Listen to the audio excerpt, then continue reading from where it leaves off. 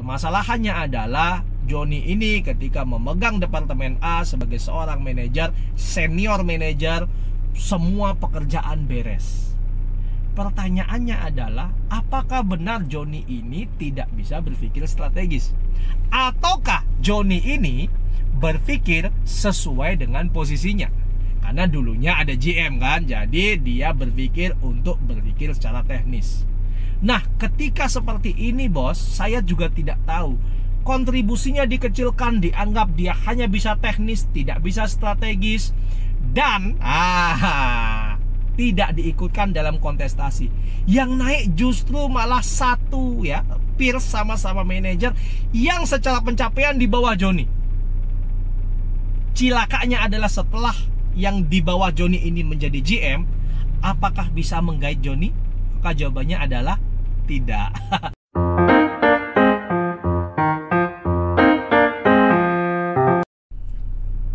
Halo bos, ketemu lagi dengan saya di sesi Coach Rama berbagi strategi. Alhamdulillah bos, pekerjaan saya hari ini sudah selesai, sudah sampai rumah. Sebentar lagi sebelum masuk, seperti biasa saya ingin berbagi lagi di sesi Coach Rama berbagi strategi. Kali ini bos, saya akan berbagi mengenai strategi manajemen, 3 tips ya, atau 3 petunjuk, 3 clue tentang mengapa champion saya mudah dibajak. Ini sering jadi pertanyaan juga nih. Jadi yang saya bagikan biasanya adalah sharing-sharing yang saya dapatkan dari para klien mengenai kebingungan mereka di dalam perusahaan. Dan kali ini salah satu kebingungan terbesar dari klien itu adalah mengapa champion saya mudah dibajak. Oke, kita lanjutkan ya. Oke, kita mulai dulu. Champion itu siapa sih? Gitu kan. Ketika kita bicara tentang champion di dalam perusahaan, itu kita berbicara tentang result achiever. Orang-orang di dalam perusahaan kita yang selalu mendapatkan atau mendeliver hasil sesuai atau beyond the expectation dari target yang sudah ditetapkan. Sehingga ketika champion ini mudah sekali dibajak di dalam perusahaan kita, maka kita harus khawatir. Jangan-jangan champion-champion kita lari keluar dan yang tinggal di perusahaan kita itu hanyalah middle ya, middle average atau bahkan loser yang tidak bisa masuk di perusahaan manapun, sehingga pilihannya adalah tetap bekerja di perusahaan kita. Hati-hati ya bos.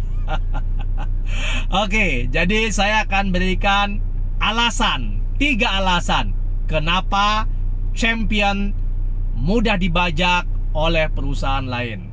Ini pengalaman pribadi dan juga pengalaman dari para teman-teman, rekan-rekan, bahkan banyak peserta coaching kita yang champion, yang pada akhirnya pindah. Kemudian mereka menceritakan kepada saya kenapa sih mereka pindah gitu kan. Jadi please do watch it, be careful, dan hati-hati. Semoga ini tidak ada di perusahaan Anda. Dan kalau ada bos, tolong segera dibenahin agar championnya tidak dibajak orang. Oke, yang pertama, 3 petunjuk kenapa champion kita mudah dibajak orang. Nomor 1, champion itu mudah pindah karena mereka kurang diapresiasi. Itu yang nomor 1. Ketika kita memiliki champion ya, orang-orang yang beyond expectation, tentu saja mereka mengharapkan adanya apresiasi di dalam internal perusahaan.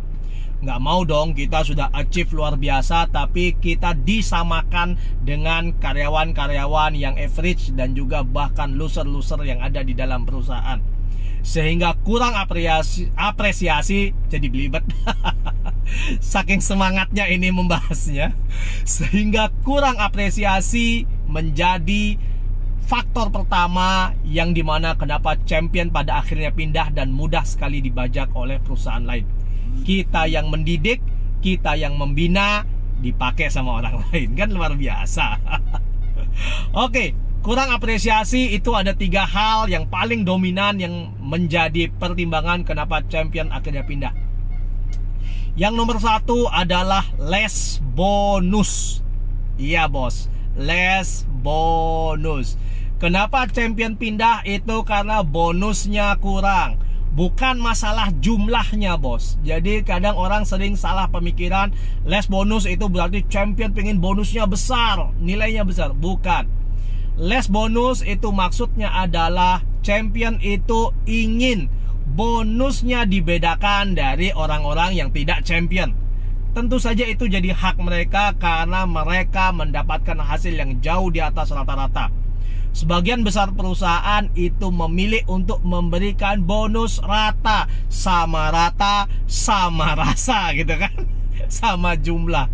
Sehingga pada akhirnya champion ini merasa tidak dihargai, sehingga mereka memilih untuk pindah atau memilih untuk menurunkan saja kinerjanya. Buat apa kerja capek-capek kalau bonusnya sama aja dengan yang sering bolosan atau yang tidak pernah achieve target. Itu yang nomor 1 bos, less bonus. Lalu yang nomor 2, ketika kita bicara kurang apresiasi, yang nomor 2 itu adalah less promotion. Nah loh, ya ini juga jadi masalah bos. Saya pernah punya klien ini, beliau peserta coaching saya, seorang sales ya, seorang sales manager yang luar biasa. Pencapaiannya selalu di atas 100%, 110%, 120%. Tidak pernah 100%. 100% itu aib katanya buat dia. Cilakanya bos, ketika akan ada posisi baru di atas beliau, yang terjadi adalah perusahaan dengan entengnya mengambil orang lain untuk mengisi posisi di atas mereka, di atas beliau maksudnya, posisi di atas beliau, dan mengecilkan beliau. Sehingga pada akhirnya beliau berpikir, buat apa saya kerja capek-capek kalau ketika ada waktunya promosi, perusahaan ngambil orang lain. Nah, yang terjadi adalah apa? Champion ini pindah. Jadi less promotion itu menjadi faktor yang nomor 2 sebagai pertimbangan tertinggi ketika champion kita kurang diapresiasi. Jadi kalau kita punya champion bos, kita punya champion, kita harus berikan mereka kesempatan untuk promosi.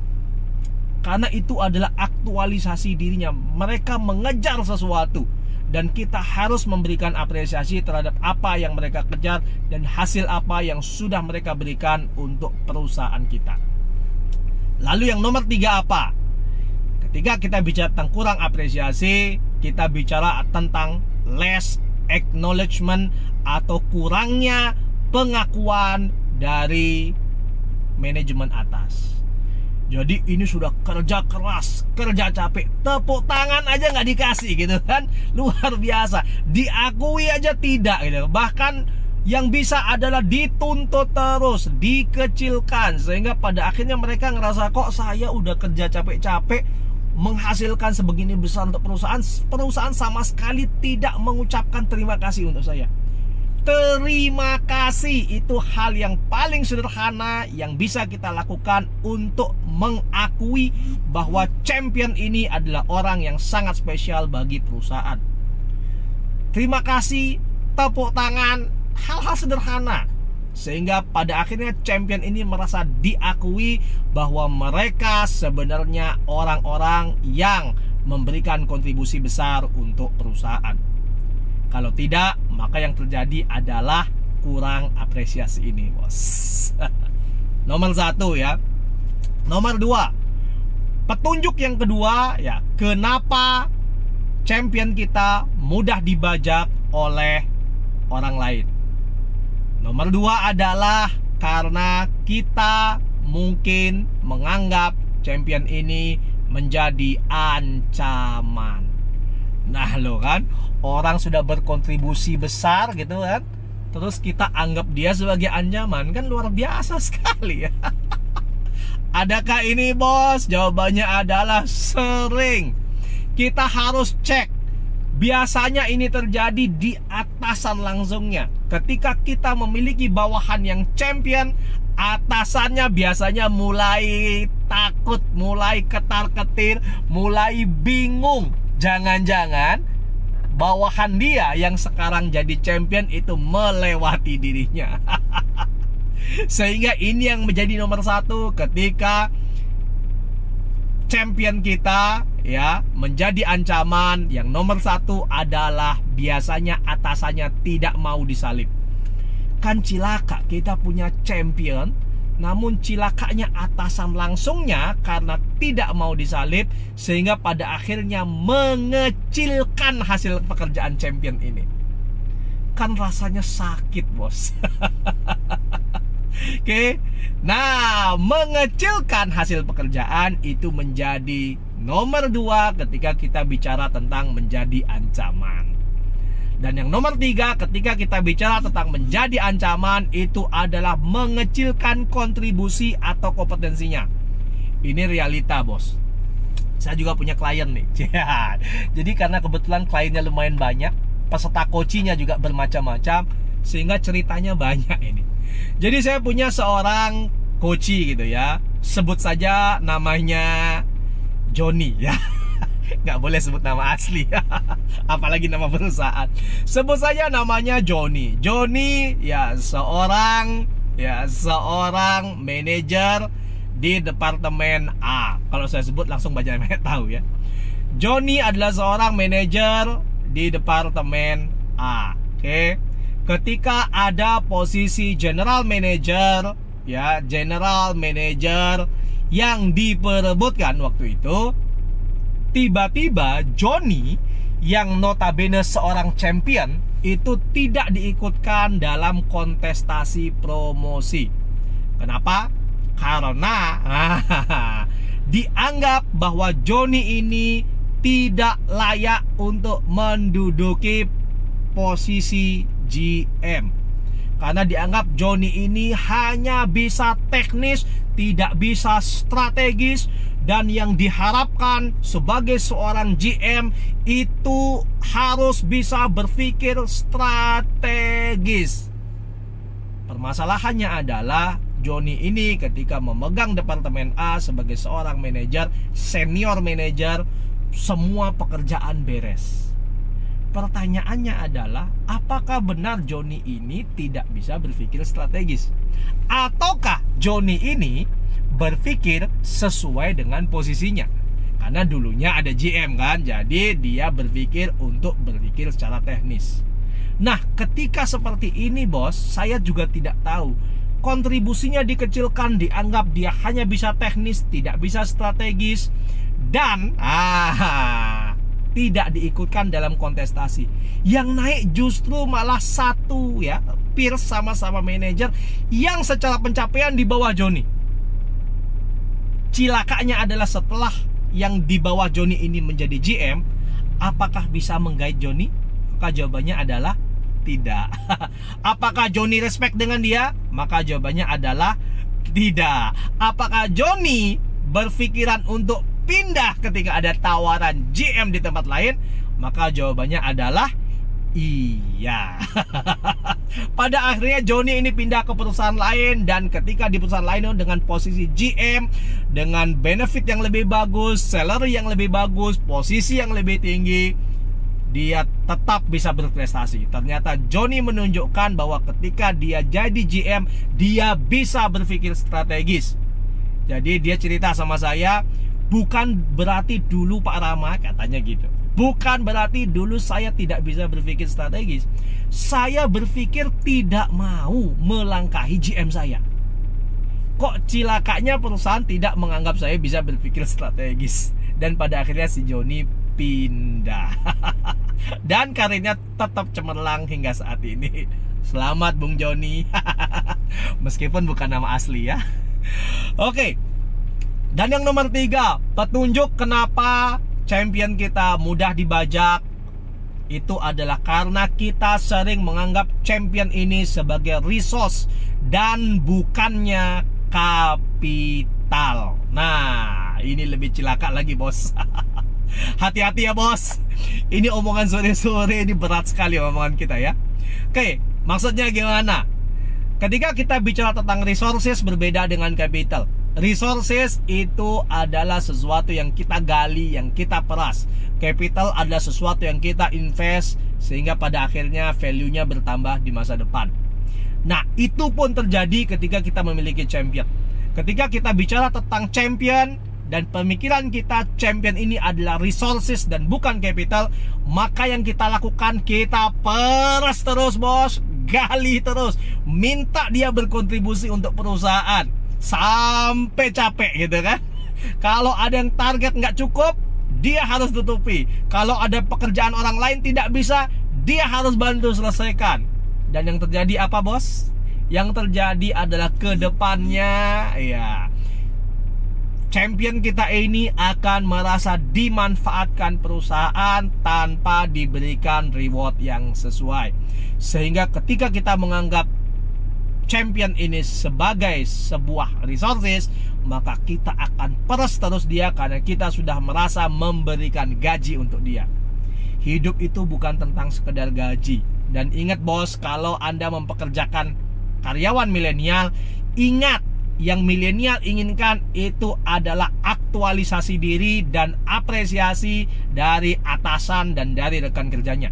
Ketika kita tidak bisa memberikan apresiasi dan membiarkan generasi milenial ini mengaktualisasi diri, maka pasti champion-champion ini akan pindah dari perusahaan Anda. Sakit hati ya. Sehingga petunjuk resources bukan capital yang pertama itu adalah peras terus, gali terus. Itulah yang dilakukan kenapa champion pada akhirnya pindah. Yang nomor dua adalah kita tidak berinvest untuk mereka. Mereka udah memberikan banyak untuk perusahaan kita tanpa kompromi, mengorbankan waktu bersama keluarga, mengorbankan social life-nya mereka.